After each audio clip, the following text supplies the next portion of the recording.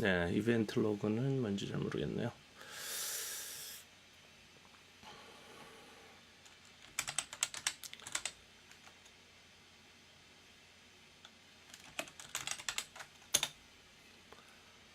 예, 찬송가를 하나 부르고 하겠습니다. 찬송가 630장에 보면 그 진리와 생명 되신 주라는 게 나오는데요.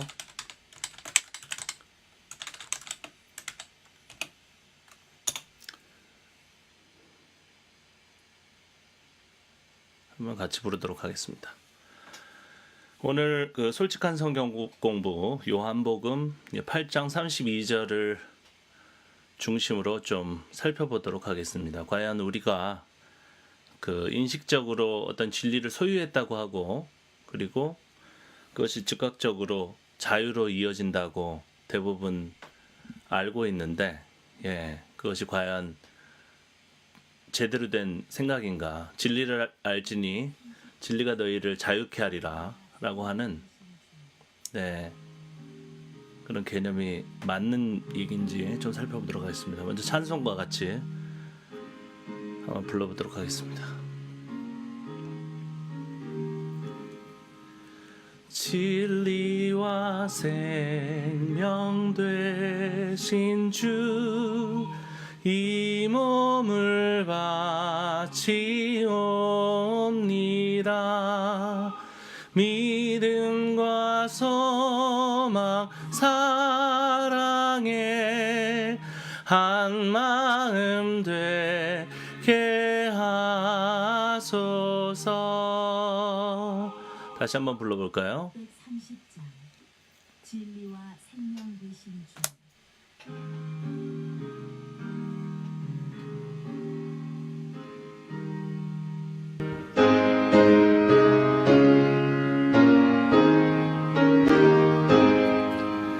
진리와 생명 되신 주, 이 몸을 바치옵니다.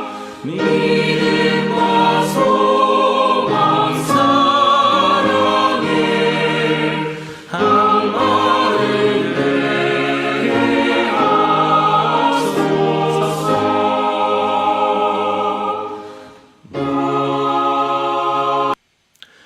이 찬송에 보면 그 진리에 대해서 진리와 생명이 되신 주, 이 몸을 바치옵니다.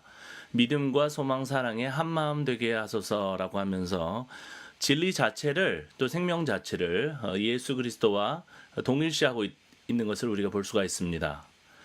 그렇다면 우리가 대부분 진리와 자유, 그리고 이 진리 자체를 예수 그리스도로 이야기하는 그런 내용들은 요한복음 8장 32절을 근간으로 하고 있는 것 같은데, 우리들이 일반적으로 아는 그런 지식의 범위 안에서 요한복음 8장을 좀 자세히 살펴보고, 과연 우리가 알고 있는 그런 대부분 우리가 부정하더라도 그 진리라는 것이 인식적인 동의죠. 인식적인 동의와 연결이 되어 있어요. 그 진리가 우리 요한복음에서 반복적으로 얘기하고 있는, 그죠? 우리 지식, 그것들이 진리와 직결되어 있거나 그 자체가 진리라고 생각하기 때문에, 감사합니다. 김성은 선생님. 네, 목사님, 전도사님들도 선생님으로 통일하도록 하겠습니다. 네. 까먹었잖아요. 그래서 그런 알무로 우리가 인식을 하고 있는데, 그것이 과연 그것뿐인가? 마틴 루터부터 시작해서 어떤 행위에 대한 기본적인 거부감 같은 게 있잖아요. 그 거부감이 이 성경 해석에 어떤 영향을 미치지 않았는가, 그런 것들에 대해서 좀 살펴보도록 하겠습니다. 그러면 우리가 성경을 좀 살펴보죠. 성경에 우리 요한복음 8장 말씀입니다. 8장 말씀을 이렇게 보면 여러 가지 내용들이 이렇게 나오는데요. 특별히 31절부터 우리가 한번 살펴보면, 그러므로 예수께서 자기를 믿는 유대인들에게 이르시되 너희가 내 말에 거하면 참으로 내 제자가 되고라고 진리를 알지니 진리가 너희를 자유롭게 하리라 라는 말씀 바로 그 전절에 제자도에 대해서 얘기를 하고 있다는 거예요. 그렇다면 이 제자가 된다는 것은 예수 그리스도의 제자가 된다는 것은 이 진리를 단순히 지성적으로 인식적으로 이해하고 그것을 수용하는 것인가? 우리가 제자 훈련을 많이 하잖아요, 교회에서. 지금도 굉장히 많이 하고 있는 줄 알고 있는데 그것이 단순히 우리가 성경의 지식을 알고 그것을 지성적으로 이해하고 학습하고 그렇다면 그 지성적인 학습이 불가능한 사람들은 제자가 될 수 없는 것인가? 그런 자가당착에 기본적으로 빠지게 되는 거죠. 그럼 참으로 내 제자가 된다. 진실한 제자가 된다. 정말로 제자가 된다라는 말은 과연 무슨 뜻인가?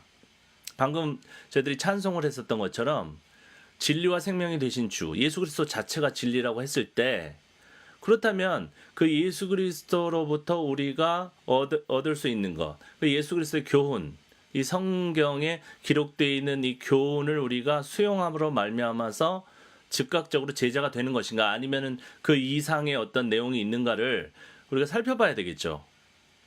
네.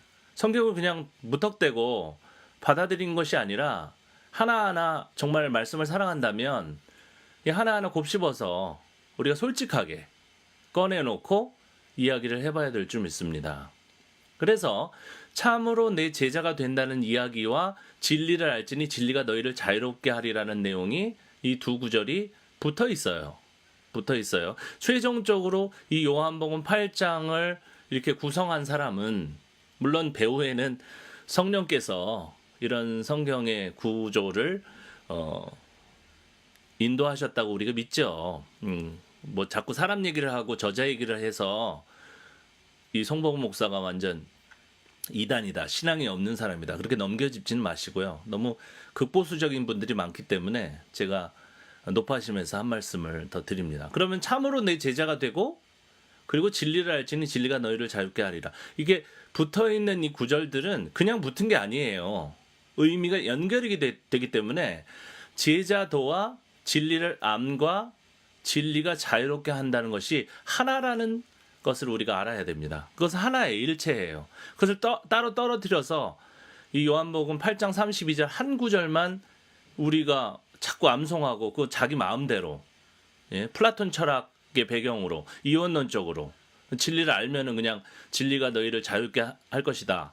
그 이외의 것은 아무 필요가 없다. 얼마 전에 그 박진영 그분이 그 유튜브에서 제가 봤는데 그 구원파라고 하잖아요. 사람들을 다 모아놓고 사람들에게 성경 공부를 하더라고요. 그 내용을 제가 자세히 들어봤는데 뭐 100% 구원파입니다. 근데 놀랍게도 그 구원파적인 논리가 우리 기성교회에 만연해 있어요. 뭐냐? 진리를 알면, 예수 그리스도를 알면, 예수 그리스도를 받아들이면 인식적으로 그분을 수용하고 나의 구주, 나의 하나님으로 영접하면 그냥 자유롭게 된다는 거예요. 죄로부터. 아무리 죄를 지어도 그냥 천국 가게 된다. 굉장히 기계적인 그런 구원론이 그 구원파나 이단이라고 하잖아요. 기성교회에서는. 이단이라고 하는 그 구원파나 이쪽 기성교회나 똑같아요. 그렇다면 그 구원파가 왜 발생했는가? 사실은 기존 교회에서 이렇게 기계적인 구원론, 이 지성적인 수용만으로 구원이 된다고 하는 물론 일면 그런 내용들이 성경에 나와 있어요. 그것이 이제 바울 신학의 핵심이라고 할 수가 있는데 그런 간편한, 그런 인스턴트적인 그런 구원론이 주도권을 갖고 있기 때문에 물론 마틴 루터부터 그렇게 시작된 것이죠. 너무 이제 행위하면은 뭔가 은혜롭지 않고 사실은 가톨릭으로부터 어떤 차별성이 없기 때문에 그래서 진리를 알기만 하면 그냥 자유롭게 되는 거예요. 여러분들 진리를 아십니까? 다시 말해서 기성교회에서 늘 얘기하는 것처럼 예수님을 믿으십니까? 그럼 자유롭게 된 거예요. 예수님이 내 안에 들어와서 나의 구주가 된다는 것을 믿으면 우리가 아무리 발악을 해도 우린 지옥에 가지 않습니다.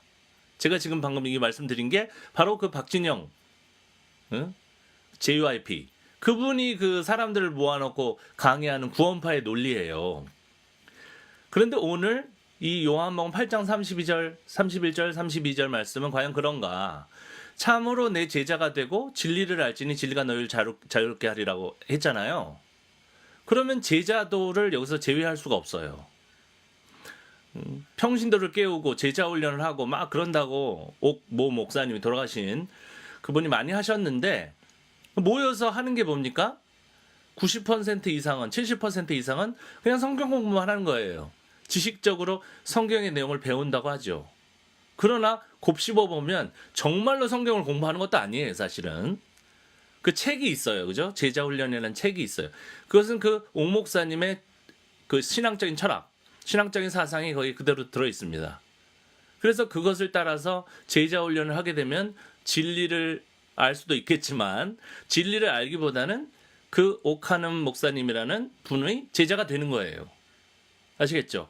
그렇다면 그 제자가 된다면 그 옥하는 목사님이 가지고 있는 가치관을 그대로 수용해서 그 다음엔 자연스럽게 행동으로 나타나게 되겠죠. 그 사랑의 교회를 옹호한다든지 기성교단 외에는 다른 주장을 하는 분들을 무조건 이단으로 우리가 정죄를 한다든지 또 자기 내부적으로는 뭐 알 수 없는 그런 자부심에 휩싸인다든지 그런 진리로부터 사실은 참 진리로부터 굉장히 거리감을 두고 있는 그런 인간의 제자, 그죠? 깨우자고 하고 뭐 평신도를 깨운다고 했는데 하나도 사람들은 깨어 있지 않아요. 진리를 안다고 했는데 진리를 하나도 몰라요. 왜? 우리가 지금 보고 있는 것처럼 요한복음 8장 32절 이 말씀 31절 말씀에 이 두 구절만이라도 솔직하게 우리가 접근하지 못했기 때문에 어떻게 지식적으로 지성적으로 그걸 수용했을 때 행동으로 나타나지 않겠습니까? 어떤 사과나무가 있는데 사과나무가 심겼어요. 거기에 거름도 충분히 좋았습니다. 햇빛을 받았어요. 광합성 작용을 했어요. 그럼 어떻게 그 사과나무가 일정 기간이 지난 다음에 열매를 맺지 않겠습니까? 그렇다면 우리 한국교회가 열매가 없다. 뭔가 실천적인 어떤 과실이 없다. 어떤 그 결과가 없다. 그렇다면 우리가 돌아봐서 과연 우리가 참 진리를 알고 있는가? 그것을 우리가 반성해야 될 때가 된 것이에요. 근데 아직도 구태의연하게 인간의 기호, 인간이 하고 싶은 방식으로 구성되어 있는 그런 조직적인 신학, 조직적인 성경 이해를 그대로 수용을 하려고 하는 그런 차원으로 계속해서 접근을 하고 있다는 거죠. 뭐가 안 되면 다시 한번 우리가 반성할 수 있는 그런 태도를 가져야 되는데 그렇지 않은 것이 굉장히 안타깝습니다. 예. 계속해서 지금 우리가 요한복음 8장 32절을 보고 있는데요. 예. 이형님, 창세기의 선과학을 알게 된다와 마리아의 남자를 알지 못함과 제자도의 진리를 알면 차이가 동일하다고 보는데요. 예. 그러나 차이점이 있어요. 차이점이 있습니다. 이 부분에 대해서는 질문하신 것에 대해서는 이 시간 말미나 아니면은 다음 시간에 제가 답변을 해드리도록 하겠습니다. 네. 왜냐하면 이 각각의 그 본문들은 그 배경을 달리하고 있어요. 그래서 우리가 문학적으로 성경을 해석하는 것의 어떤 그 한계점은 뭐냐면 그냥 자구적으로 똑같은 그 말을 썼다는 거죠. 똑같은 단어를 썼다는 거죠. 성과학을 알게 한다. 남자를 알지 못한다. 제자도의 진리를 알면. 이런 식으로 그 자구적으로 똑같은 것들을 연결해서 우리가 하나의 어떤 시스템을 구성하고 하나의 지식을 구성하게 되면 소위 말하는 그 잘못되는 거죠. 그죠? 우리 기성교회나 뭐 기성교회가 이단이라고 하는 데를 다 물어나고 성경을 엉터리로 해석할 수 있는 그런 가능성이 굉장히 커집니다. 그래서 창세기의 본문과 그 다음에 마리아의 남자를 알지 못하는 그 본문과 지금 제가 언급한 이 요한복음 8장 말씀의 이 본문을 각자 전제를 갖지 않고 교리적인 전제를 잠깐 내려놓고 그게 굉장히 그걸 내려놓는 것에 대해서 위험하다고 생각하고 굉장히 무서워해요. 우리는. 네? 우리가 먼저 우리가 가진 그 색안경을 내려놓고 벌거벗은 상태로 그냥 호련히 말씀에 다가가야 되겠죠. 그 다음에 각자의 본문의 해석이 나올 거 아닙니까? 그것을 내려놓고 이렇게 열거한 다음에 서로 비교하는 거예요. 그래서 그것이 같으면 우리 이혁 선생님 말씀대로 일단 같다라고 결론을 내릴 수 있는 것이고, 그것이 다르면 또 다르다고 해야죠. 솔직하게. 네. 이 시간은 그 당신의 교회를 크게 만드는데 전혀 도움이 안 되는 너무나 솔직한 성경 공부입니다. 그렇기 때문에 교회의 부흥이라든지 성공이라든지, 사실은 제가 생각할 때는 성경이 전혀 지지하지 않고 있는 그런 성공주의거든요. 그것을 원하시는 분은 제 지금 떠드는 이야기를 들을 필요가 전혀 없으시다. 그냥 해오시던 대로 하시면 되는 것이죠. 자, 그러면 저도 목이 아프고 그러니까 진리를 알지니 진리가 너희를 자유롭게 하리라 라는 제목으로 설교를 하신 분들이 굉장히 많아요. 근데 좀 CGN TV라고 굉장히 좀 유명한 분인데, 거기에서 한 내용을 한번 들어보도록 하겠습니다. 그것도 진리를 알지니 진리가 너희를 자유롭게 하리라는 제목으로 설교를 하신 거예요. 네. 목사님 이름은 지금 자막은 나오기 때문에 제가 굳이 언급을 하지 안녕하세요. 않습니다. 들어보겠습니다. 저는 샌디에고의 드림교회를 섬기고 있는 민경영 목사라고 합니다. 오늘은 요한복음 8장 32절의 말씀인 진리를 알지니 진리가 너희를 자유케 하리라 라는 예수님의 약속을 가지고 말씀 나눠보고자 합니다.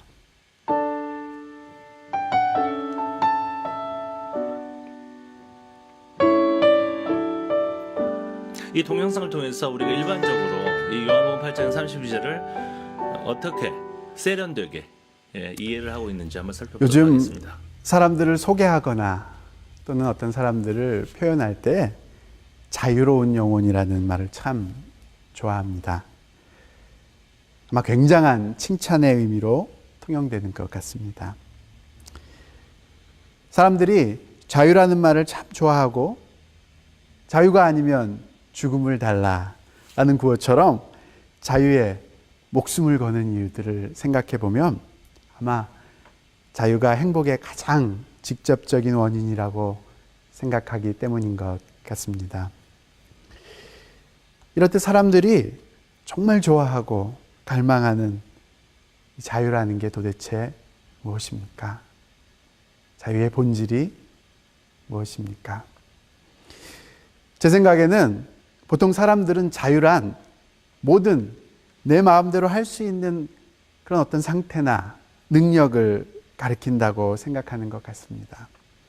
다시 말하면 사람들은 내가 뭐든 내 마음대로 할 수 있는 상태만 주어진다면 항상 행복할 것이라고 철석같이 믿는 경향을 보이곤 합니다. 이것을 절대 진리인 것처럼 생각한다는 말씀입니다. 그래서 그런지 그런 내 마음대로 할 수 있는 자유를 얻기 위해서 어떤 사람들은 삶에서 돈벌이에 혈안되어 있는 모습을 보이기도 합니다. 네, 지금 3분이 현대 사회는 지났는데 돈이 본문은 주는 전혀 자유가 얘기를 하지 않고 있어요. 얼마나 큰지 예. 잘 알기 때문입니다. 또 어떤 자기 말만 사람들은 하고 있어요. 힘이나 권력을 손에 넣으려고 안간힘을 쓰기도 합니다. 짧은 메시지입니다. 그런데 여러분, 정말 내가 내 마음대로 모든 것을 할 수 있다면 행복할까요? 혹시 내 마음대로, 내가 하고 싶었던 대로, 내 기분이 이끄는 대로 다 하고 나서 잠시 후에 땅을 치며 후회하고 괴로워해 보신 적은 없으십니까? 저는 참 많이 있습니다. 기어이 제 뜻을 관철하고 나서 땅을 치며 후회해 본 적이 얼마나 많은지요. 그러고서도 또 금방 내 마음대로 하지 못해 안다라는 제 모습을 보기도 합니다. 이런 제 모습을 보면서 슬슬 이제 인간이 자유로운 어떤 경향을 가지고 있는 것, 그것에 대해서 우려를 하고 있다는 것을 우리가 알 수 있죠.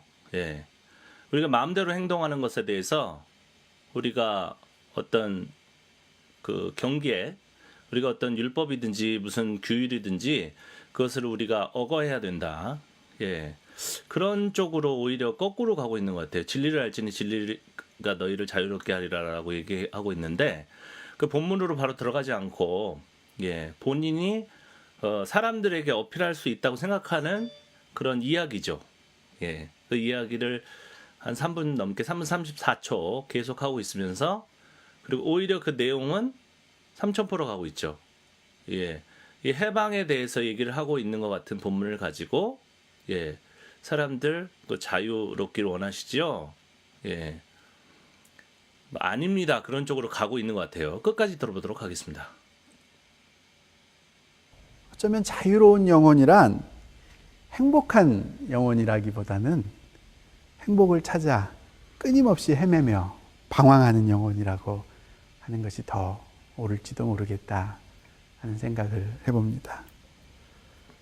그리고 우리 대부분은 바로 이런 모습 속에 살아가고 있습니다.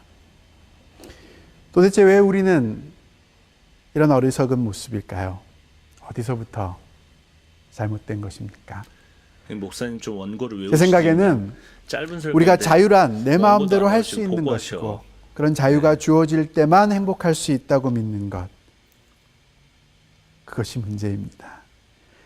즉 이런 생각이 진리라고 굳게 믿는 한 우리는 결코 자유해지지도 행복해지지도 않을 것입니다. 오늘 성경은 말합니다. 우리의 진짜 행복은 우리의 뜻이 그리스도의 뜻과 온전히 하나 된 그런 연합을 이룰 때만 그곳에서 가능한 것이라고 말합니다. 예, 여기도 이 목사님도 마찬가지로 이 참 자유, 참 진리의 개념이 그리스도와의 연합이라고 얘기하고 있죠. 예, 제가 초두에 말씀드린 것처럼 이 진리 자체를 예수 그리스도라고 인식하고 있어요. 일반적으로는 그렇습니다. 예. 그렇기 때문에 예수 그리스도를 그러면 어떻게 인식하는 것인가? 그것이 굉장히 중요하죠. 예수 그리스도를 제대로 인식하는 것이 진리를 아는 거예요. 거기에서 연합이 자연스럽게 일어난다고 생각하는 거죠. 예. 굉장히 요한복음적입니다. 굉장히 요한복음적이에요. 어떤 알미 존재와 그냥 직결되어 있는 거예요. 예수 그리스도를 내가 알면 그것이 뭐 야다라는 뭐 구약 성서에 있는 그 관계적인 어떤 접촉이든지 성적인 접촉이든지 아니면 뭐 인간적인 접촉이든지 정서적인 접촉이든지 그 접촉이 있으면은 그 존재가 변화가 일어나는 거예요. 그 존재 자체가. 예. 그렇게 이해를 하고 있는 거죠. 그래서 위대한 기독교의 교부였던 어거스틴이라는 사람은 고백록이란 책에서 진짜 우리를 행복하게 해주는 자유는 내가 내 마음대로 할 수 있는 능력이 아니라 내가 하나님의 뜻을 행할 수 있는 능력이다 라고 말합니다. 네. 오히려 내가 내 마음대로 행할 수 있는 능력, 그것을 자유의 본질이 아니라 죄의 본질이라고 이야기합니다. 이 말은 어떤 사람에게 자유란 그 사람이 무엇을 정말 진리로 믿느냐 그것에 달렸다는 말씀인 것이기도 합니다. 예, 논리가 잘 서지 않죠. 예. 그 진리를 인식적으로만 수용하는 것에 대해서 그 중요성에 대해서 얘기를 하는 것 같다가 결국 또 행함에 대해서 얘기를 하고 있어요. 행함에 대해서. 그리고 그 행함을 자기 마음대로 하는 것은 참 진리가 아니고 참 자유가 아니고 그것을 아마도 그 성경적인 이 목사님께서 생각하시는 것처럼 그 성경적인 진리의 어떤 그 원칙에 따라서 행동하는 것만이 참 진리를 알고 그리고 참 자유로운 삶이다. 그러니까 종국적으로는 교회에 나와서 그 목사님의 지도를 잘 받아가지고 예 그렇게 착실하게 행동을 하면 당신은 정말로 진리를 잘 알고 그리고 자유로운 사람이다. 교회 안에서 힘들어도 여러분 그 주일 지났는데 주일날 행복하셨습니까? 주일날 피곤하지 않으셨습니까? 뭐 목사님, 뭐 전사님, 평신도 다 물어나고 제가 여쭤보는 거예요. 예, 힘들지 않았냐고요. 내 마음대로 하는 게 행복이라고 진리처럼 믿는 사람에게는 마음대로 하지 말라는 거예요. 그러니까 내 마음대로 하는 것이 얘기하면. 자유이고 그리스도와 연합됨이 행복이라고 믿는 사람에게는 자유란 그리스도의 뜻을 정말 행할 수 있는 능력이 되는 것, 그 능력을 갖는 것, 그것이 자유가 된다는 말씀입니다. 여러분들께서는 누가 정말로 진리를 아는 사람들이라고 생각하십니까? 저는 나와 우리 주변의 삶의 모습을 보면 어쩌면 너무 쉽게 우리가 무엇이 진리인지 알 수 있는 것이라고 생각됩니다. 내 마음대로 해볼 때, 그때와 내가 주의 뜻을 이루려고 잘 되지 않더라도 노력할 때, 주의 뜻을 따라 살려고 할 때, 여러분들은 언제가 더 행복하십니까? 예, 지금 이 말씀은 좀 성경적인 본문에 좀 적합하는 그런 말씀이라고 할 수가 있습니다. 이 진리를 따라 살 때 행함에 대해서 말씀을 하셨는데, 이 요한복음 8장에는 그 행함에 대한 그 강조가 굉장히 선명하게 나타나 있어요. 그러니까 진리를 단순히 인식적으로 동의하는 것만으로 해방이 연결된다는 이 논리만 이 요한복음 8장에서 설명하면 굉장히 부족한 해석이 되는 거예요. 그리고 이 요한복음 8장 31절 32절의 그 청자, 그 대상은 이미 자기가 스스로 잘 행하고 있다라고 인식하고 있는, 그죠? 이 인식적으로는 문제가 없는 사람들이에요. 자기 스스로 그 범위 안에서 다른 사람이 볼 때는 좀 문제가 있지만만이. 그럼에도 불구하고 실천적인 행함, 이 사회가 공인할 정도의 그 선행 같은 것들이 부재했기 때문에 그들에게 이 말씀을 하고 있다는 점을 우리가 기억해야 됩니다. 네. 그러니까 오히려 말로 떠드는 사람들에게 진리를 알지니 진리가 너희를 자유롭게 하리라고 말씀하셨다는 거예요. 아무것도 모르고 처음 교회 나와서 초신자들에게 이 말씀을 한 게 아니라 오랫동안 교회 생활을 하면서 자기가 많이 알고 있고 모든 것들을 다 알고 있다는 사람들에게 그들을 대상으로 이 말씀, 진리를 알아라. 내가 왜 몰라? 나는 이미 성경을 잘 알고 있는데 그 교회 생활 30년 이상 40년 이상 했는데 내가 왜 몰라? 기분 나쁘죠? 그래서 예수님의 그런 말씀에 대해서 이 청자들도 굉장히 기분이 나빴을 거예요. 그러니까 이 말씀은 그 교회를 다니지 않고 예수님을 믿지 않는 사람들에게 대한 그렇게 전해야 되는 그런 말씀이 아니라 우리가 들어야 되는, 우리는 과연 진리를 아는가? 그럼 진리를 안다면 우리에겐 어떤 행함이 있는가? 실질적인 행함. 그런 내용으로 이 본문을 해석해야만, 물론 이제 우리가 살펴보겠지만 이 해석이 더 정확한 쪽으로 가게 됩니다. 절대로 진리를 알지니 자유롭게 하리라. 물론 요한복음의 전체 어떤 흐름 가운데에서는 이거는 지식적으로 그것을 수용한다는 내용이 굉장히 강해요. 그럼에도 불구하고 이 요한복음 8장 안에 전체적인 내용을 보면 이 지성적이고 인식적인 수용만을 얘기하지 않고 있어요. 내가 내 주변에서 자기 마음대로 사는 사람들을 볼 때와 힘들지만 목표를 가지고 주님의 이것이 뜻을 실질적으로 이루려고 대사회적인 어떤 애쓰며 행동 사는 양식으로 사람을 볼 때 나가게끔 이끌어줘야 여러분들은 되는데 어떤 사람의 삶이 굉장히 더 소극적이죠. 행복해 모든 보이십니까? 개신교 책, 뭐 유명하다는 베스트셀러 그런 C.S. 것들을 다 보면 루이스라는 유명한 기독교 굉장히 변증가는 소극적입니다. 자기 마음대로 하지 천국과 말라는 거예요. 지옥을 이렇게 이것이 표현한 적이 있습니다. 우리의 신앙생활의 그 천국은 근간이 바로 유교 문화다라는 것을 우리가 알게 하는 인간이 거죠. 하나님을 향해서 자기가 이 신앙을 You will 받아들이고 be done. 진리를 받아들이고 옷깃을 당신의 여미고 뜻이 자기가 스스로 이루어지기 겸손하게 원하나이다. 행동하면 된다는 거예요. 라고 고백할 수 있는 사람들이 남이 알든지 모인 말든지. 곳이고, 네. 지옥은 결국 마지막에 가서 하나님이 어쩔 수 없이 그 사람들에게 You will be done. 그래 내 뜻대로 되거라. 네. 지금 라고 10분 말할 메시지이기 수밖에 때문에 없는 주로 사람들이 말씀하실 걸 다 모인 말씀하셨는데 것이라고 시간을 이야기합니다. 끌고 계십니다. 그래서 끄도록 하겠습니다. 자, 이제 우리가 본문을 돌아와서 이 진리를 알지니 진리가 너희를 자유롭게 하리라, 이런 내용이 단순히 인식적인 수용만이 아니라는 것을 살펴보도록 하겠습니다. 자, 아까 31절에서 참으로 내 제자가 되고 라는 내용과 진리, 자유란 내용이 같이 연결되어 있다는 것을 제가 말씀을 드렸고 우리가 같이 살펴봤죠. 그렇다면 계속해서 밑에 있는 구절들을 살펴보도록 하겠습니다. 33절입니다. 그들이 대답하되 우리가 아브라함의 자손이라 남의 종이 된 적이 없거늘 어찌하여 우리가 자유롭게 되리라 하느냐라고 되어 있습니다. 그렇다면 남의 종이 된다는 개념과 이 진리로 말미암아서 자유롭게 된다는 개념이 연결돼 있죠. 그렇다면 우리가 구약에 대한 해석을 또 도움을 받아야 됩니다. 이 남의 종이 됐다는 것은 결국은 586년에 그 모든 유다가 멸망하고 바벨론에게 멸망하고 그 포로로 끌려가는 그런 배경을 우리가 생각하지 않을 수가 없어요.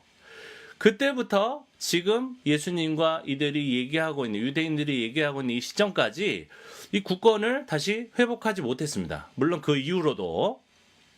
그다음에 이들이 자기의 어떤 자유를 잃어버렸다는 거예요. 자기가 종이 됐다는 거죠. 자기네들이. 그럼 그들은 왜 종이 됐습니까? 처음에는 성찰하지 못했어요. 왜 우리나라가 망했을까? 성찰하지 못했어요. 그러다가 포로 생활을 하면서 점점 각성하게 됩니다. 성찰하게 됩니다. 왜 우리가 망했을까? 아마도 우리는 그 바알과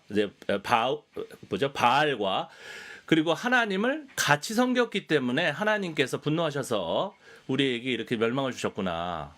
이런 성찰이 있었을 것이고, 또 그보다 앞서서 우리가 하나님께 도움을 구하지 아니하고 요청하지 아니하고 어쩔 수 없이 정치적인 지도자들은 그런 역량이 다하지 못했기 때문에, 좋지 못했기 때문에 그건 나라를 멸망하게 할 수밖에 없는 바보 같은 것들인데, 왕이고 뭐 지도자들이고 뭐 국회의원이고 다 마찬가지라 이런 거죠.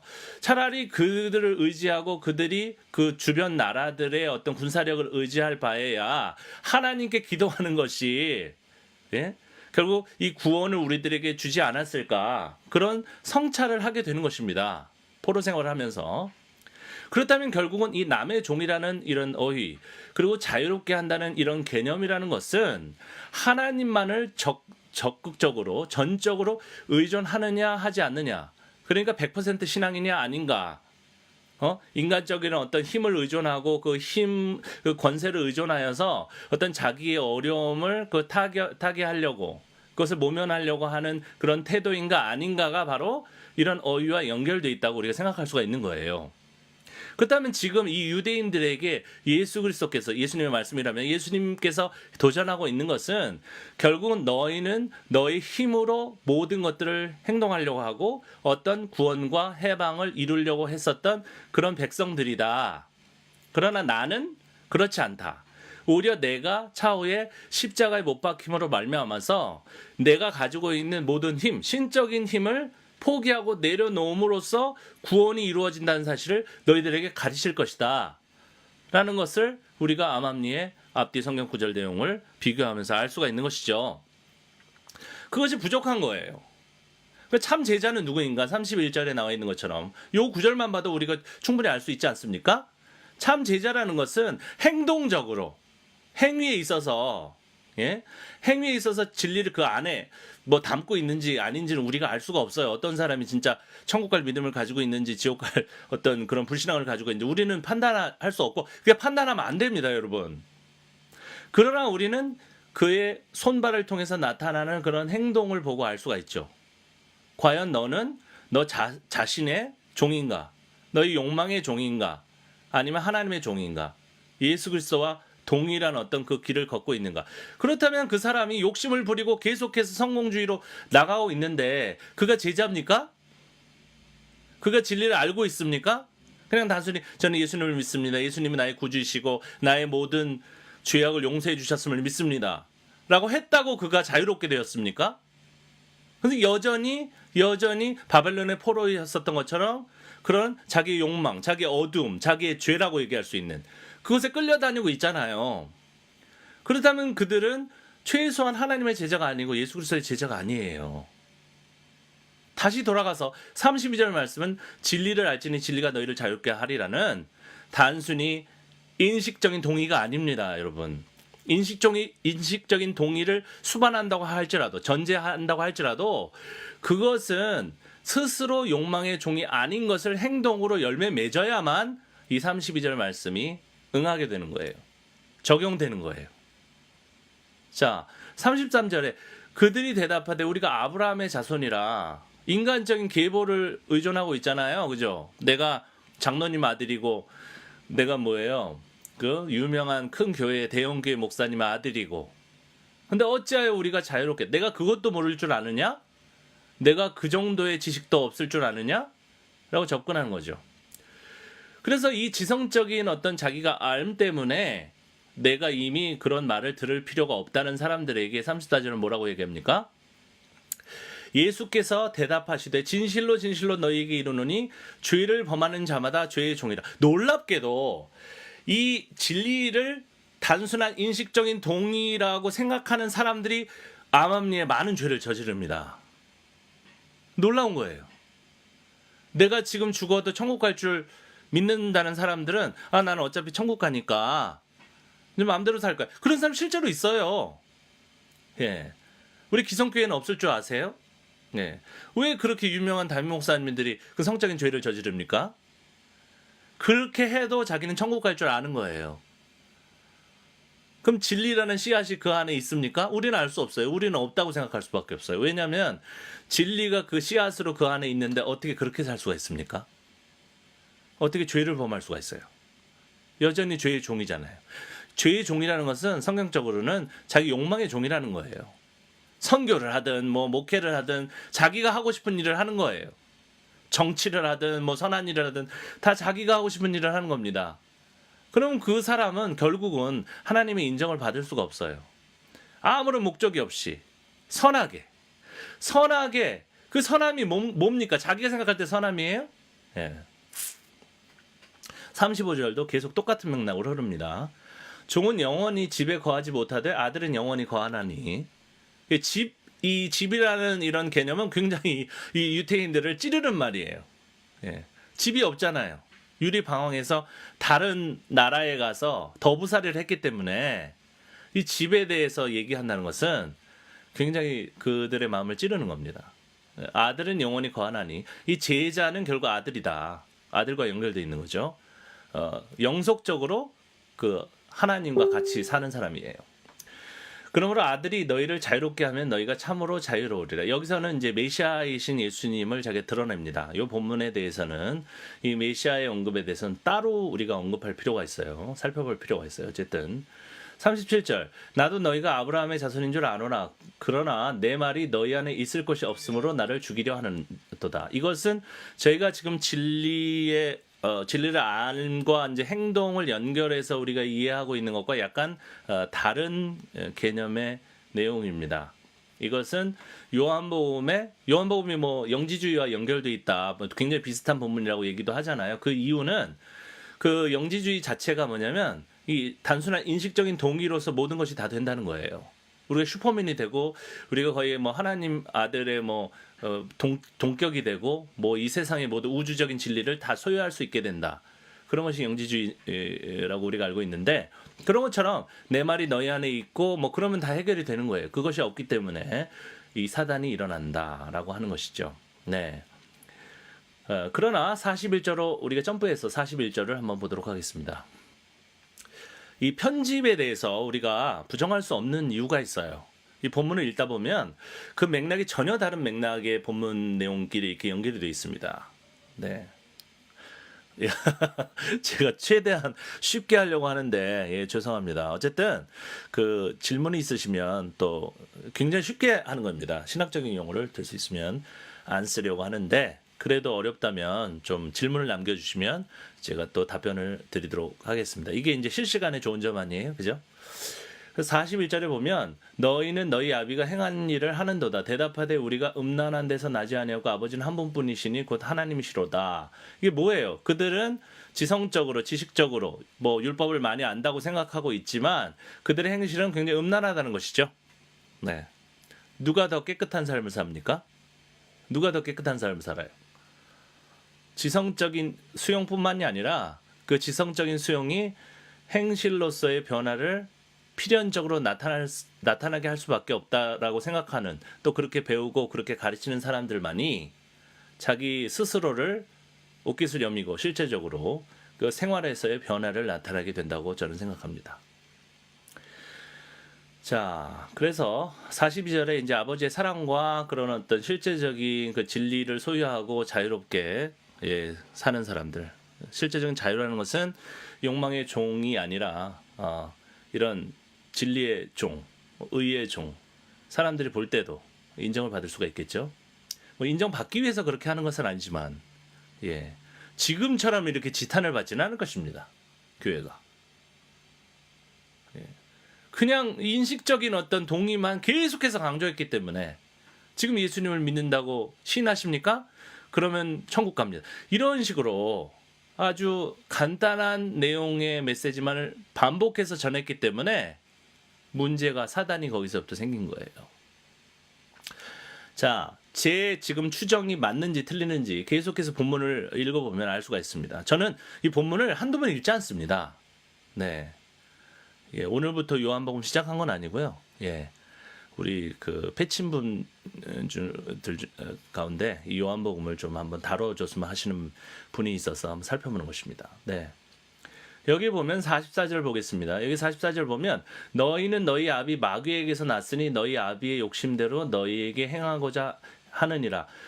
그는 처음부터 살인한 자의 진리가 그 속에 없으므로 진리에 서지 못하고 거짓을 말할 때마다 제 것으로 말하나니 이는 그가 거짓말쟁이요 거짓의 아비가 되었습니다. 이것도 뭐예요?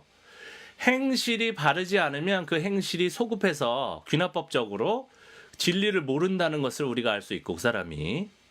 그리고 그 안에 욕심이 있다는 것을 우리가 또 소급해서 알 수가 있고, 아무리 겉으로는 선하게 행동을 하더라도 그 욕심은 사실은 숨길 수는 없습니다. 예. 교회에서도 성도지간에 보세요. 목사들도 보세요.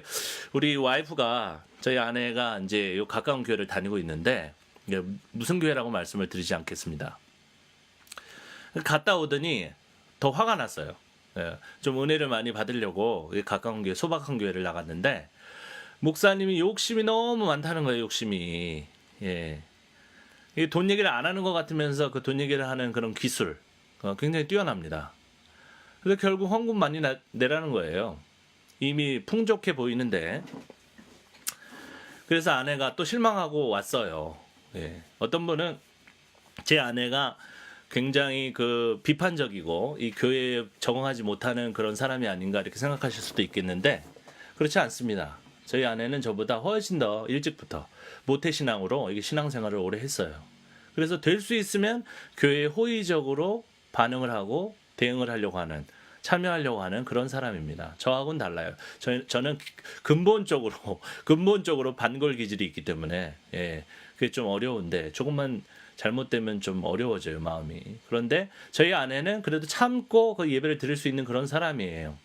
그런데도 불구하고 그 목회자가 가지고 있는 욕심이 그냥 드러나는 거예요. 그냥 설교 시간에. 창피하지 않습니까? 나는 더 돈이 필요하다. 우리 아들을 유학 보내야 된다. 우리 교회에 지금 헌금이 너무 부족하다. 예? 그러니까 돈 내놓으라는 거예요. 그런 돈 내놓으라고 하는 그런 욕심이 드러나는 거예요. 그러면 그 사람은 진리를 압니까? 그 사람은 예수님의 제자입니까? 예. 그렇게 볼 수가 없어요. 오늘 말씀에 비춰서 보면. 그럼 그 사람의 주인은 누구예요?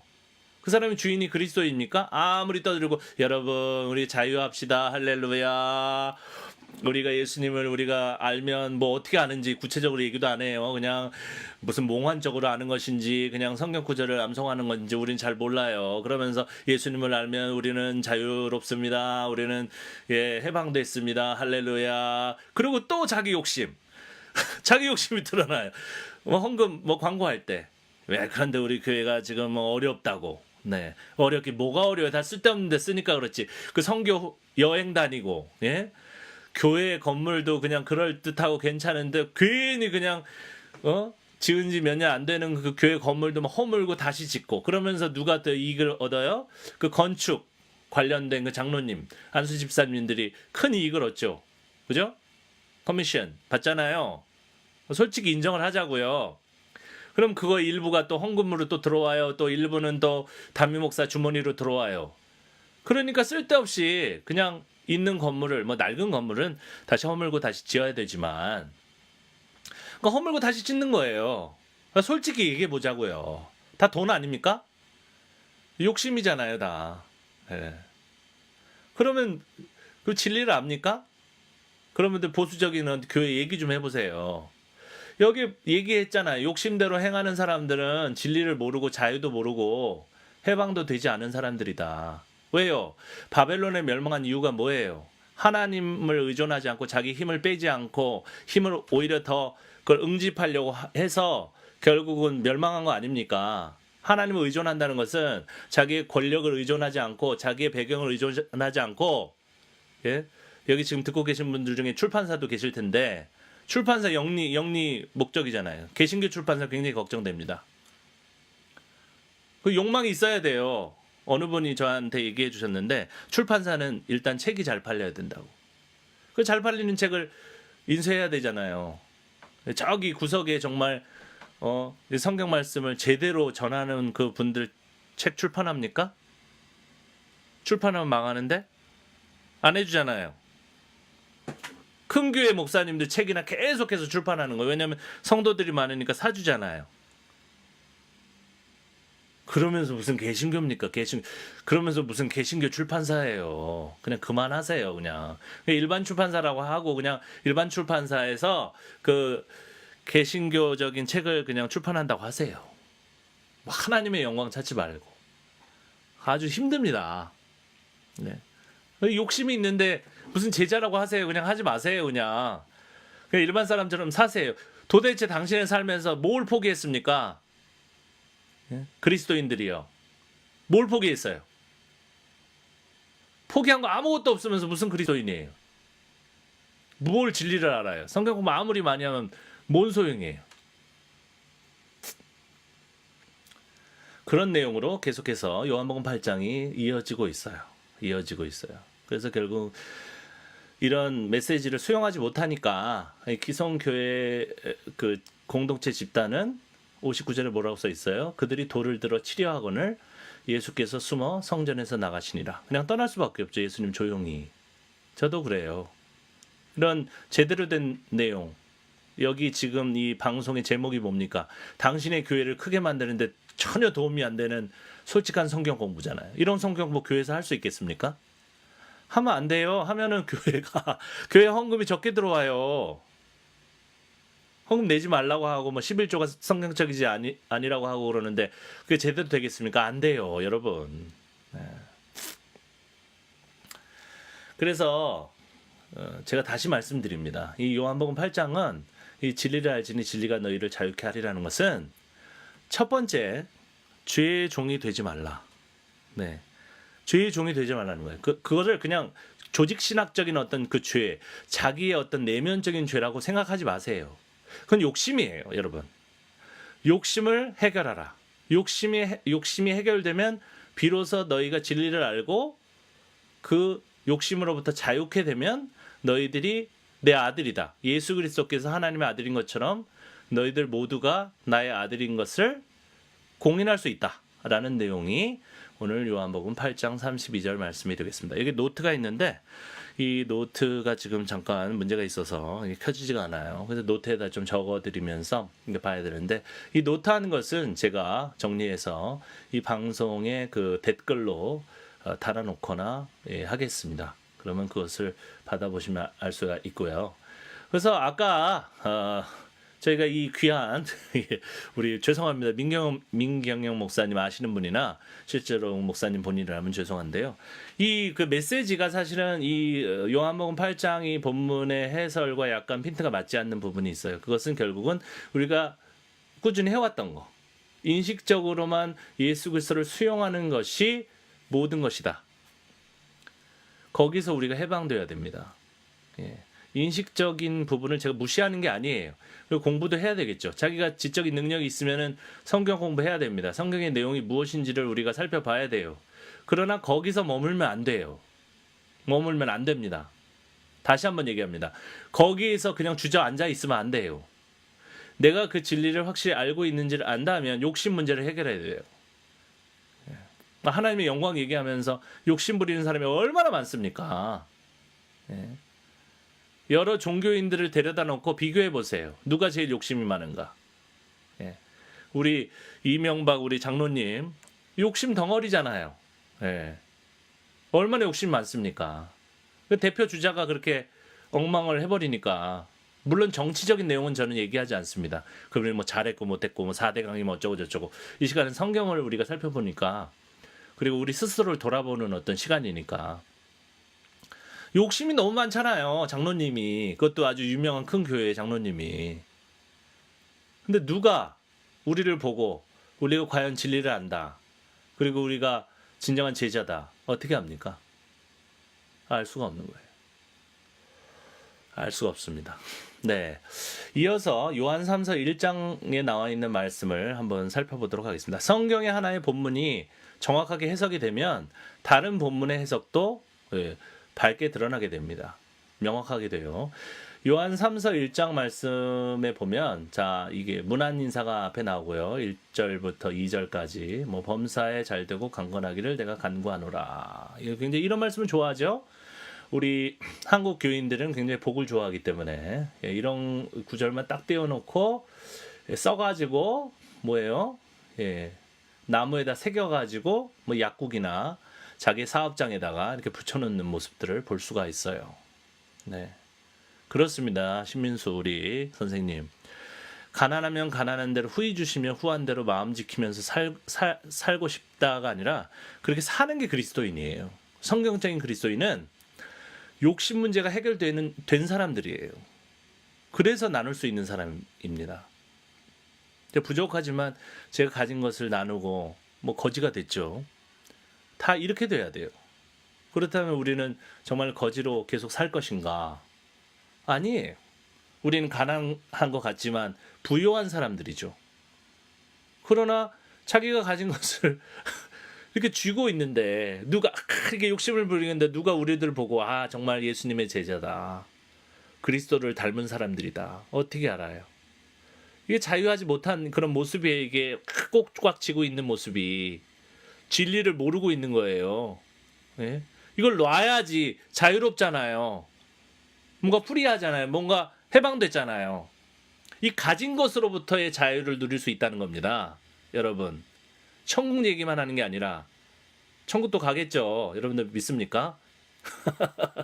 제가 기존 교회에 사역하면서 했었던 그런 상투적인 말인데. 근데 이거예요, 이거. 이 얘기는 하지 않죠. 왜 교회에서 왜 하지 않아요? 왜냐하면 그 욕심을 더욱더 이렇게 강화시켜가지고 더 많은 헌금을 내게 만들어야 되는데, 네? 이거를 놓으라고 하면 어떻게 합니까? 우리 교회는 어떻게 합니까? 돈은 어떻게 합니까? 헌금은 어떻게 합니까? 담임 목사 그 복지는 어떻게 합니까? 담임 목사 아들은 또 유학 보냈는데 매달 1,000만 원씩 들어가는데 그 헌금은 누가 합니까? 그러니까 사람들의 욕심을 계속 강화한 다음에 그것을 막 30배, 60배, 100배 욕심으로 만든 다음에 거기에 부스러기를 얻어먹으려고 하는 실제적인 거지, 실제적인 노예. 한 번도 자기 스스로를 마음대로, 그죠? 좌지우지할 수 없는 돈 때문에, 욕심 때문에, 붕어빵을 팔든 출판사를 하든 무엇을 하든지 간에 그것 때문에 아무것도 할 수 없는. 저도 사실은 제가 뭐 제 스스로 봤을 때 잘 살고 있다고 생각하면 굉장히 교만이겠죠. 근데 이 본문이 그렇게 얘기하고 있기 때문에 이 말씀을 전하는 사람은 이 본문의 감성, 본문의 내용 그대로 전해야 됩니다. 일상생활 가운데서 사람들에게 그렇게 지적해서는 안 되겠죠. 네, 저는 그렇게 생각합니다. 어쨌든 그런 마음은 굉장히 귀하고요. 자, 3절을 보겠습니다. 형제들이 와서 네게 있는 진리를 증언하되 네가 진리 안에서 행한다 하니 내가 심히 기뻐하노라. 여기 어떻게 나와 있어요? 진리와 자유와 행함에 대해서 연결하고 있죠. 그죠? 네게 있는 진리를 증언하되 그 진리가 내 안에 담겨 있다. 그게 이제 인식적이든 뭐 지성적이든 간에 그 안에 그걸 인식적으로 존재하고 있다는 것들을 포기하지는 않아요. 그래서 포기해서는 안 됩니다, 여러분. 또 다른 극단을 낳게 돼요. 뭘 아는 것도 필요해요, 여러분. 뭐 전혀 성경 공부를 하지 않으라는 얘기는 아니에요. 그러나 너무 그것만 하는 거예요. 그것도 그냥 성경 본문을 그냥 직접 배우는 것도 아니고 그냥 교리책만 1년 내내 배웁니다. 1년이면 제가 말도 안 해요. 365일 뭐 2년, 3년 계속 하죠? 그 사람이 써놓은 그런 성경 뭐 해석책 같은 거. 뭡니까? 조금 성경 공부는 조금 하시고 나가세요. 나가서 내가 욕심을 해결한 사람이라는 것을 행동으로 보여주세요. 그래야 됩니다, 여러분. 그게 아니고는 내 스스로도 내가 제대로 된 신앙인인지 알 수도 없을 뿐 아니라 자유하지 못해요. 예. 믿는 사람들 중에, 신앙이 있다는 사람 중에 불면증 있는 사람 얼마나 많아요. 걱정돼서. 자기가 가진 게 많은데 이게 없어지면 어떡하나. 그 걱정입니다. 예. 없는 것이 언제 생길까 그 걱정하는 것보다 가진 것이 언제 없어질까 걱정하는 것이 더 커요. 제가 해보니까 그렇더라고요. 제가 좀 가지니까 이 가진 게 없어질까 봐 걱정하는 걱정이 없을 때 언제 생길까 걱정하는 걱정보다 훨씬 더 커요, 여러분. 네. 예, 그 신민수 선생님께서 어제 큐티의 바울이 복음으로 인해 갇히게 된 본문을 보면서 저는 너무 부끄러웠습니다. 복음을 따라가다 보니 아내와 저를 이상한 사람처럼 바라보고 경계하는 사람들이 많아진 것을 느끼면서 저도 간혹 복음을 부끄러워했어요. 그 복음이 어떤 개념인지 제가 궁금한데요. 그 복음이 예수님만 믿어야 된다, 또 그분만이 우리의 구원이다, 그런 내용을 얘기한다면 사실은 그런 내용보다도 평범한 그런 삶을 통해서 우리가 그 욕심 문제를 어떻게 잘 해결하고 있는가, 굉장히 그 지혜롭게 해결하고 있는가, 그것을 내려놓고 어떻게 하면 이 사회를 위해서 또 하나님의 사람들을 위해서 그것을 배분하고 있는 것을 보는 것 자체가 이 복음 전파보다 훨씬 진정한 복음 전파가 될 것이라고 그렇게 생각합니다. 예. 제가 드리고 싶은 말씀은 그거예요. 그러니까 너무 교회 냄새를 풍기는 거예요. 그 그리스도의 냄새를 풍겨야 되는데 자기의 모든 권력을 내려놓고 그냥 스스로 희생하신 그 예수님의 그 모습을 느끼게 해야 되는데 우리는 교회 냄새를 너무 진하게 풍겨요. 그 예수 그리스도의 향기라고 생각해요, 그것이. 뭐 사랑의 교회적인 냄새. 오늘의 교회 가면은 맨날 오늘의 교회 스타일이 어쩌니 그런 얘기를 하지 않습니까? 좀 깊이 인벌브 되신 분은 아시겠지만 그게 뭐예요, 그게? 자기의 기호, 자기가 좋아하는 그런 교회의 스타일, 그런 트렌드입니다. 거기는 진리가 없어요. 거기는 자유도 없어요. 그 자체가 욕심인데 어떻게 자유롭게 되겠습니까? 자기가 바라는 대로 나가고 있는 건데. 그리고 기도보다 그런 성경을 막 이렇게 사람들이 보는데 앞에서 펼치고 이렇게 읽는 것보다도 제가 다시 한번 언급하지만은 저 사람은 정말로 그리스도인 같이 욕심이 해결된 사람이다. 우리가 바보라고 손가락질을 당할지라도 그런 것이 우리에게 더 필요하다라고 하는 생각을 하게 됩니다. 이 욕심 문제가 해결 안 되면 스스로 그리스도인이라고 하지 마세요. 그냥 자동차에 익투스 그 물고기 모양 있잖아요. 그거 좀 떼버리고 다니세요. 막 그냥 카 레이서를 하잖아요. 막 끼어들고 막 사고 나게 하고 뭐 그런 사람들인데 꼭 그 앞에다가 창에다가 십자가 매달아 놓고 그거 하지 마세요. 하지 말고 그냥 다른 사람들이 우리를 봤을 때 저 사람은 정말 그리스도인 같다. 혹시 교회 다니세요? 저는 가끔 그런 말을 들어요. 제가 그냥 아무 말도 하지 않습니다. 전도도 하지 않고 그 사람들이 볼 때는 식기도도 하지 않아요. 예. 저 부족하니까. 예. 그런데 그 사람들이 물어봐요. 야, 혹시 목사님 아니세요? 제가 머리가 까져서 그러십니까? 오히려 이렇게 머리가 없으니까 좀 이렇게 불교도 같이 보이지 않으세요? 뭐 이렇게 제가 조크를 하고 그러기도 하는데 그 목사님 같아요. 그런 분위기가 풍겨요. 어떻게 하셨어요? 그러니까 뭔가 편안해 보이시고 뭔가 내려놓으신 분 같고 뭔가 자기보다는 조금은 많지는 않지만 다른 사람들을 먼저 생각하시는 것 같습니다. 그런 얘기를 들을 때 그 진리가 전달되는 거예요. 그 예수 그리스도의 그 복음의 핵심이 저는 그거라고 생각합니다. 자발적인 내려놓음. 뭐 한간에 내려놓음이라는 책이 있었지만 그게 내려놓음이 아니에요. 그 내려놓음을 통해서 더 올라가죠, 그 사람이. 그래서 쟤는 농담 삼아 그 책을 언급할 때마다 이 욕심을 내려놓았는데 그게 띵 튕겨가지고 다 더 높은 곳에 욕심으로 올라갔다. 왜?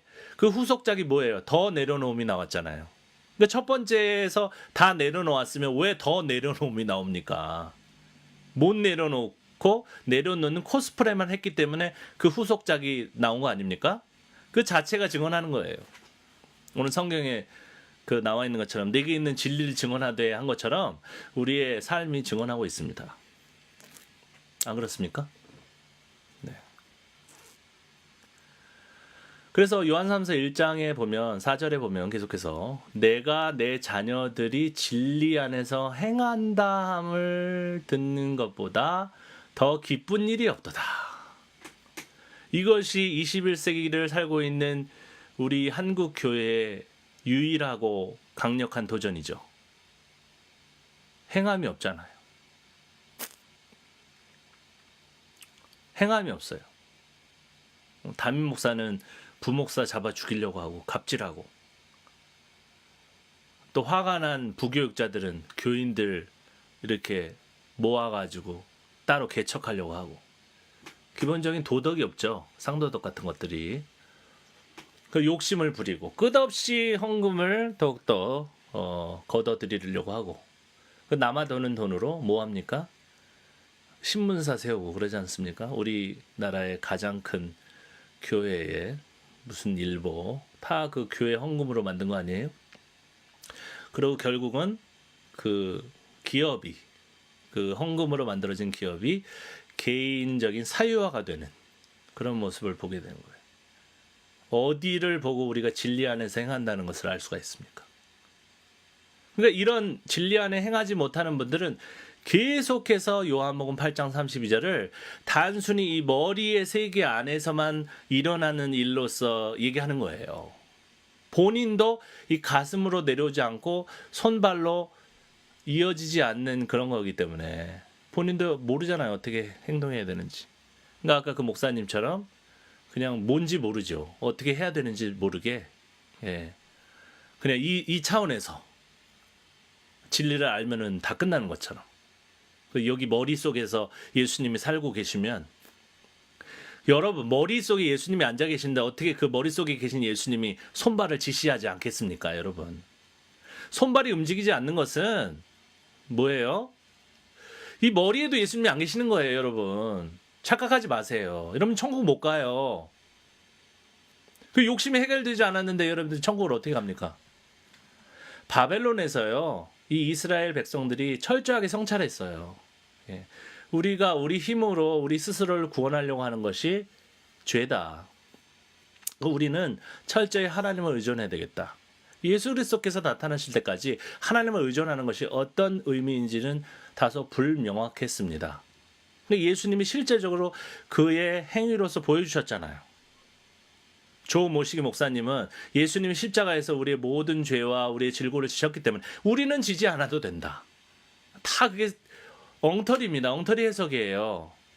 제자는 뭔데? 제자는 그 스승을 따라가는 사람인데, 그 스승만 보내고 작은 제자가 남아 있어요? 그런 제자가 어디 있어요? 그런 문도가 어디 있냔 말이에요.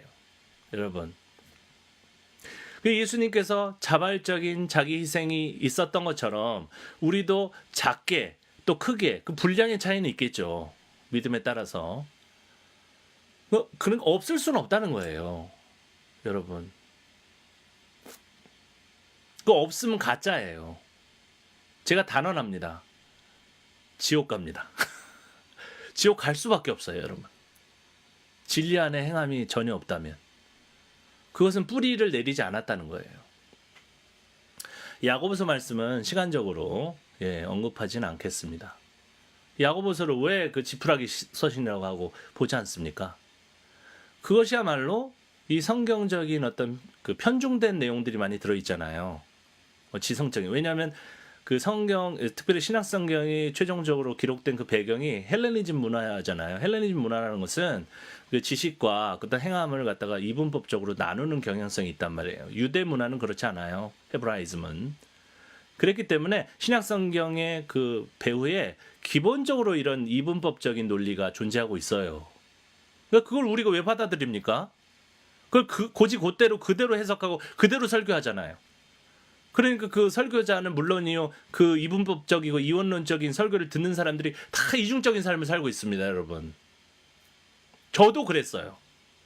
저도 뭔가 이 지식적으로 가득 채워지고 많이 성경 지식을 알고 있으면 다 되는 줄 알았거든요. 그런데 그렇지 않잖아요. 저도 이중적으로 살았습니다. 여러분, 물론 큰 범죄를 저지르진 않았어요. 다른 사람들이 바라봤을 때 칭찬할 만한 것은 없었던. 그러나 제가 작게라도 제가 가진 것을 나눌 때, 욕심을 내려놓을 때 사람들이 예수님이 내 안에 계신다는 사실을 그들의 입으로 증거하게 되더라고요. 어렵습니다, 여러분. 천국 가기 어려워요. 예. 단순히 지식적으로 수용했다고 해서 뭐가 다 끝날 줄 생각하지 마시고요. 저희 이런 말은 결코 교회에서 설교되거나 나눠질 수 없는 내용이 되어버렸습니다. 그러면 안 됐었는데 말이죠. 그러면 안 됐는데 참 안타까운 일이 아닐 수 없습니다. 네. 이게 자꾸 그 배터리가 자꾸 꺼지고 그러는데요. 네. 제가 충전을 다 시켜놨는데 뭔가 연결을 제대로 안 해서 그런지 자꾸 꺼지네요. 예, 뭔가 메모를 해놓은 것들이 있었는데 여러분들에게 좀 보여드리고 싶었는데 좀 안타까운 부분이 있습니다. 그러면 좀 정리를 해보도록 하지요. 네, 여기 보면 꺼지면 좀 용서해 주시고요. 자, 요한복음 지금 8장 32절 말씀을 32절 말씀을 봤습니다. 여기는 진리를 알면 자유롭게 된다. 그러면서 이 유대인들이 그 역사적으로 가지고 있었던 그런 종됨이라는 개념이 여기 연결이 돼 있죠. 이 종됨이라는 것은 결국은 이제 바벨론에 의하여 이 국가가 패망된 그 배경을 우리가 언급하지 않을 수가 없어요. 그래서 그들은 종이 된 것이죠. 그렇다면 이들이 왜 패망했습니까? 하지 말아야 되는 것을 한 것이죠. 그 주변 나라, 주변의 군사력을 응집하여 도움을 받아서 그것으로 문제를 해결하려고 했죠. 문제 해결. 이게 이제 잘못됐다는 것을 나중에 성찰하게 됩니다. 그렇죠? 그래서 이들의 성찰을 통해서 이제 깨달은 것은 이걸 하지 말고 전적으로 하나님을 의존하자. 그리고 이것이 결국 누구를 통해서 메시아를 통해서 이제 매듭지어지게 된다는 개념으로 점차 발전하는 것이죠. 네. 그러면은 이제 의존하자는 요거는 약간 이렇게 불명확해요. 어떻게 의존하는가? 그러나 기본적으로는 인식적인 개념과 실천적인 개념을 구분하지 않습니다. 이게 중요한 거예요. 이게 헤브라이즘의 어떤 기본적인 개념이죠. 이것을 구분하면 안 돼요, 여러분. 예? 우리 천국 가서 살 생활과 지금 현재의 삶을 왜 구분합니까, 여러분? 육체와 영혼을 구분하면 안 돼요, 여러분. 자꾸 플라톤적인 어떤 우리 영향을 받는 거예요, 성경 해석에 있어서. 예. 알기만 하면 뭐가 됩니까? 알면 그것이 행동으로 뭔가 조금이나마 나와야지 제대로 알고 있는 거 아니에요, 그죠? 네, 제대로 예수님을 따라 사는 그 제자가 그 예수님을 모방하는 행동이 전혀 없다. 뭐 이상하지 않습니까, 여러분? 그래서 이 인식적인 개념과 실천적인 개념이 같이 있는 거예요. 하나님을 의존한다는 것은. 왜요? 근본적으로 그 주변 군사력에 대해서 의존하려고 하는 것을 하지 않는 거잖아요. 하지 말아야 되는 것을 하지 않는 것이 이렇게 하나님을 의존한다는 개념과 연결되어 있고, 그것은 결국은 종됨으로부터의 자유와 연결된다는 것을 우리가 알 수가 있어요. 그러니까 우리가 자유하고자 하는 그런 표지는 뭐예요? 결국은 하나님을 의존하고 그거의 반대 개념인 오늘 요한복음 8장 같은 경우에는 욕심이죠, 욕심. 욕심 문제를 해결하라. 실천적으로. 이것이 없이는 제자가 아니다. 그죠? 제자가 아니죠? 잘 보세요. 여전히 종도 있죠? 여전히 종도 있잖아요. 욕심 많은 당신, 예? 아직 그 욕심의 종이잖아요. 솔직히 얘기해 보세요. 눈 뜨고 제일 먼저 생각하는 게 뭐예요? 장사하는데 얼마나 벌까? 지금 가지고 있는 돈은 어떻게 불릴까? 뭐 그런 생각하잖아요. 눈 뜨자마자 하나님 생각합니까? 하나님 생각하긴 하죠. 그러나 기본적으로 뭔가 감상적으로 생각하지 어떤 행함으로 나를 인도하실 그 하나님께 하는 거 아니잖아요. 뭐 큐티를 하더라도 다 적용란이 있는데 그 적용란을 한번 큐티 하시는 분들은 한번 살펴보세요. 저도 큐티 굉장히 오래 했습니다. 한 10몇 년 했어요. 그러다 이제 성경 본문을 직접적으로 연구하는 쪽으로 돌아섰는데 그 적용이 얼마나 모호한지 한번 생각해 보세요. 그리고 얼마나 소극적인지. 자, 그래서 이 욕심 문제가 해결되지 않으면 여전히 종이고 여전히 자유하지 않고 궁극적으로는 진리를 모른다. 욕심꾸러기는 진리를 모르는 사람이다. 예, 동의하십니까? 이게 성경적인 거잖아요. 우리가 살펴봤죠. 요한복음 8장 32절. 인식적으로 진리를 아는 것으로만 자유하게 되고 종되는 게 아니라 종됨에서 노임되는 게 아니라 오히려 거꾸로 이 바벨론 국가 패망으로부터 이렇게 전승되어 내려온 그냥 어느 날 갑자기 뿅 생기는 어떤 사상이 아니에요. 하나님을 의존하라. 하나님을 의존하는 것은 무엇인가? 인식적인 개념뿐만 아니라 실천적인 개념을 포함한다. 그러면 더 구체적으로 욕심의 문제. 오늘 요한복음 8장 전체적으로 흐름에서 우리가 살펴볼 수 있는 것. 욕심의 문제를 해결해야 된다. 욕심의 문제를 해결해야만 종됨에서 해방이 되고 자유롭게 되고 진리를 안다고 우리가 인정할 수 있다. 이런 내용으로 우리가 정리를 할 수가 있겠습니다. 네. 자, 우리 그 허진행 우리 선생님께서 질문하셨는데 한번 읽어보도록 하겠습니다. 요한복음 8장 31절에서 내 말을 마음에 새기고 산다면 공동 번역 이것이 조건절인데 이 조건이 만족되면 그 결과로서 참 내 제자가 되고 32절에 그러면 진리를 알게 되고 이러한 순차적인 결과로 열매를 맺는 모습이 나타난다고 이해가 되는데요. 31절에 내 말 the word가 과연 무엇인지를 문맥에서 찾을 수 있을까요? 그 내 말을 찾아야 그것을 마음에 새기고 살 수 있든지 말든지 할 수 있을 거니까요. 예. 그 우리가 살펴볼 수 있겠죠. 자, 이 말이라는 것은 기본적으로 구약 성경을 배경으로 생각할 수가 있고 또 예수님의 어록을 생각할 수가 있습니다. 그렇다면 이 신약 성서가 성경이 아직 채 기록되지 않은 상태에서 아는 배경에서 이 요한복음 말씀이 구성되었다라고 본다면 이것은 단편적으로 그 구약 성서를 기본적으로 하는 개념이겠죠. 그리고 예수님께서 그 구약 성경을 해석해 준 내용으로 그 범위를 좁힐 수 있을 것입니다. 그러나 이 예수님의 어록이 다 기록이 되었고 그것이 일정한 구성을 갖춘 상태에서는 그 예수님의 메시지를 주로 포함하는 물론 거기 안에는 구약적인 해석이 중심적인 내용으로 담겨 있겠지만 이 예수님의 말씀이 이 내 말이라고 할 수가 있겠죠. 그러나 요 구절 내 말이라고 이렇게 적혀 있는 이 31절의 이 내용을 제가 중점적으로 보지 않은 것은 이 구절만 떼어서 보게 되면 내 말에 과하면 요 어구만 우리가 집중해서 보게 되면 마치 인식적으로만 우리가 그 하나님의 말씀이든지 예수님의 말씀이든지를 수용하면 그냥 자연스럽게 제자가 된다고 오해할 수 있기 때문입니다. 다시 말해서 이 내 말이라는 것도 우리가 확장해서 이해할 필요가 있는데 방금 저희들이 정리한 것처럼 진리를 알므로 말미암아서 이 허진영 선생님께서 정확하게 말씀을 해주셨어요. 예, 그 어법적인 뭐 조건절이니 이런 내용보다도 우리가 그 이 본문을 곱씹어서 읽으면 그 쉽게 알 수가 있습니다. 예, 이 진리를 알므로 말미암아서 우리가 욕심의 종에서 해방되는 것이 바로 예수님이든지 하나님의 이 말씀에 거하게 되는 참다운 제자, 하나님의 말씀을 따라서 행동하고 자기 힘을 응집하려고 하지 않는 그런 사람들의 태도가 되고 진리에 거하는 그런 사람의 입장이 되는 거예요. 네, 저는 그런 의미에서 기본적으로 허진행 선생님의 이 말씀에 동의합니다. 동의해요. 이 말이라는 것은 단순히 이 문자적으로 적혀있는 하나님의 말씀에 대한 지식을 많이 습득하는 것을 의미하지 않고 그것을 어떻게 우리가 살아내는가.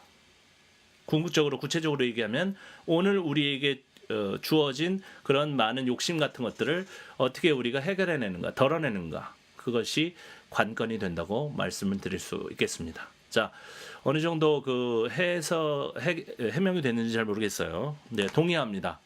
제가 이 요한복음 8장을 해석한 내용과 근본적으로 우리 허진행 선생님의 그런 이해가 비슷하다고 할 수가 있겠습니다. 그리고 이 마치기 전에 그 이혁 선생님께서 말씀하신 창세기의 선과학을 알게 된다. 야다죠. 예. 선과학을 아는 것은 이게 분변입니다. 이것도 기본적으로 어떤 지혜문학적인 배경을 하고 있다고 할 수가 있는데요. 이 지혜문학이라는 것은 제가 이제 전공이 이제 지혜문헌입니다. 이 지혜문학이라는 것은 이 신앙적인 종교적인 개념이 거기에 덧붙여지기 이전에 이미 이 사회에 존재했던 것입니다. 공동체에 존재했었어요.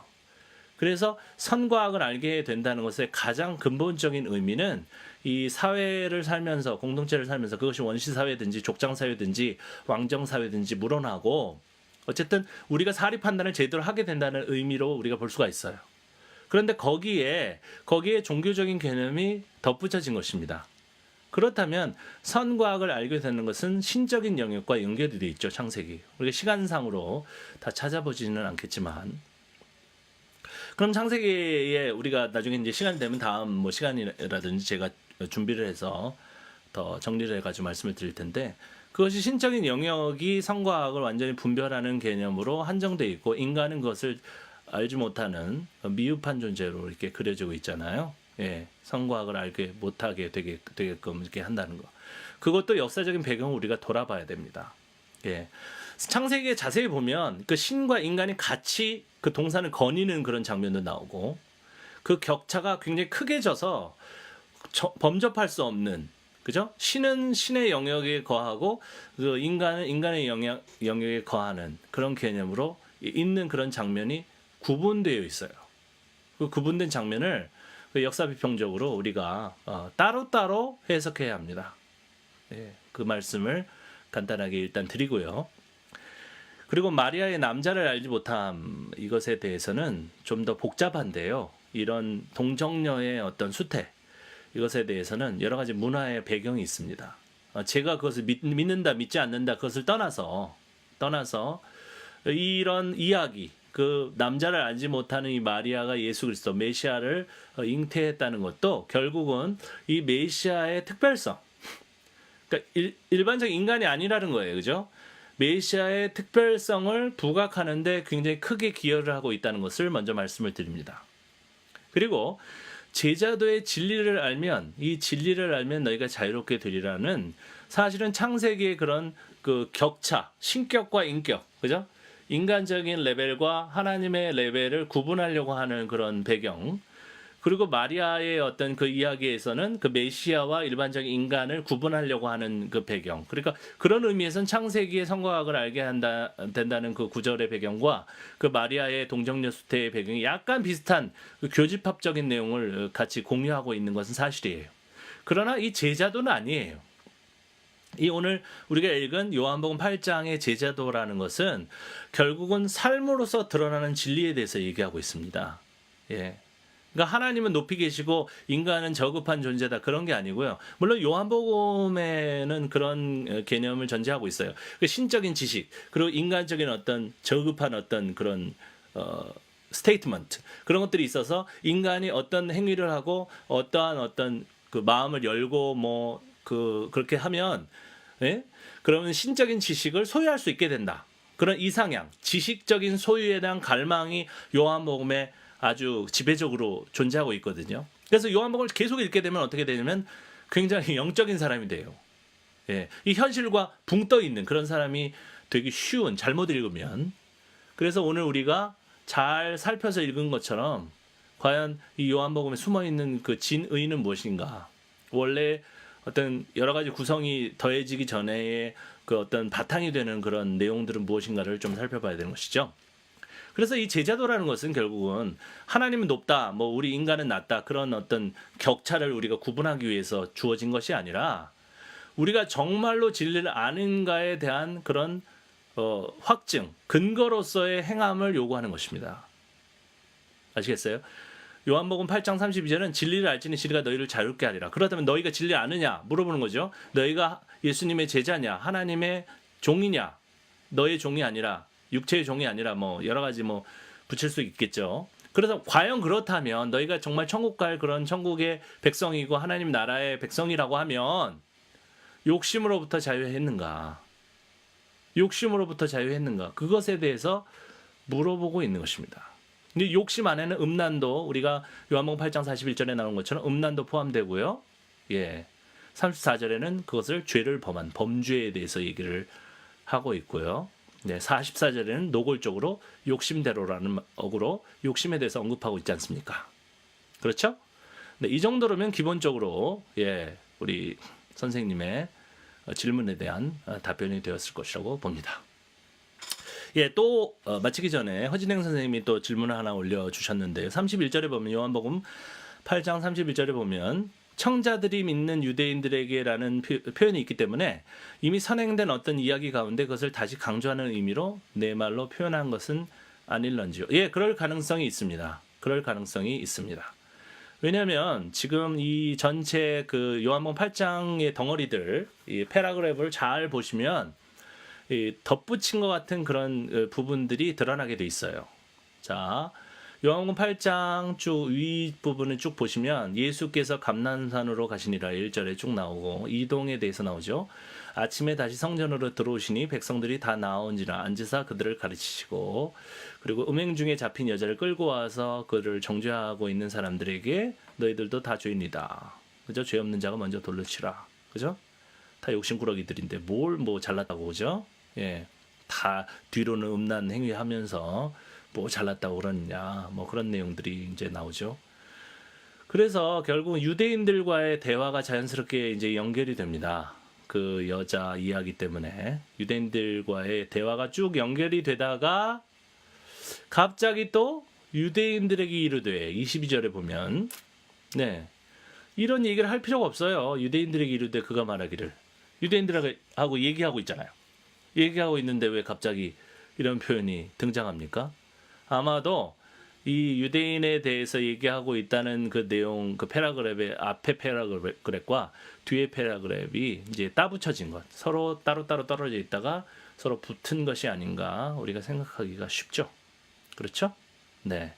이런 식으로 본다면 31절에 나와 있는 또 유대인들에게 이르시되, 그러므로 예수께서 자기를 믿는 유대인들에게 이르시되, 그죠? 이걸 강조하기 위해서 여러 번 반복할 수도 있지만 이런 비평적인 관점에서 본다면 강조나 아니면 어떤 새로운 이야기, 보다 더 심층적인 이야기, 조금 각도를 달리해서 어떤 내용들을 새로운 첩경으로, 새로운 어떤 그런 범위로 이끌어 가려고 할 때 어떤 그것의 흔적으로서 31절에 다시 한번 예수께서 자기를 믿는 유대인들에게 이르시되라는 어구를 사용했다고 생각합니다. 네. 또 질문이 없으시면 네, 지금 1시간 30분 정도 너무 길게 진행을 했는데요. 예, 한번 우리 목사님 아까 목소리도 굉장히 좋으시고 예, 좋으십니다. 네. 우리 찬송가 중에 그 진리가 나오는 그런 예, 내용이 뭡니까? 그러니까 생명 진리, 진리와 생명 대신 그거는 우리가 불러봤는데요. 예, 하나님의 진리 등대 한번 같이 불러보고 마치도록 하겠습니다. 510장 하나님의 진리 등대.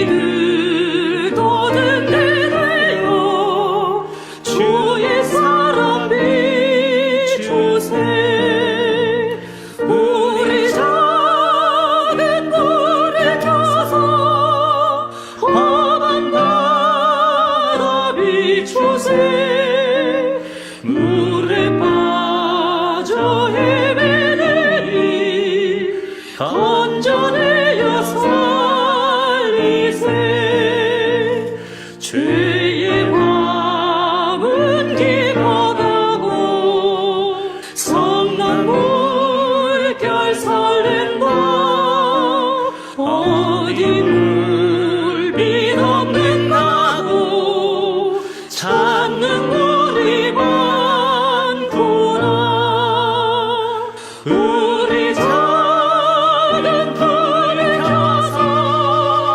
험한 바다 비추세 물에 빠져 헤매니 건져내려 살리세.